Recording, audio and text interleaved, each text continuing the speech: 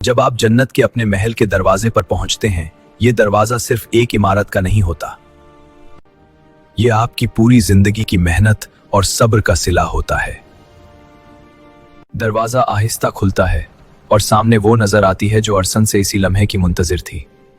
उसके चेहरे पर मुस्कुराहट होती है, ऐसी मुस्कुराहट जहां ना कोई दुख होता है ना कोई खौफ, सिर्फ सुकून, सिर्फ खुशी और सिर्फ अपनायत। वो आगे बढ़कर सलाम करती है, आवाज में नरमी और लहजे में मोहब्बत होती है। ये आपका घर है और मैं आपके लिए हूँ, हमेशा के लिए।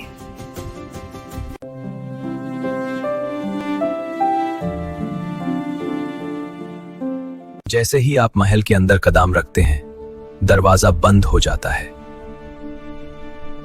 और दुनिया का हर गम पीछे रह जाता है। ये कोई अर्जी खुशी नहीं, ये जन्नत है और ये अल्लाह के वदे की सच्ची तबीर है।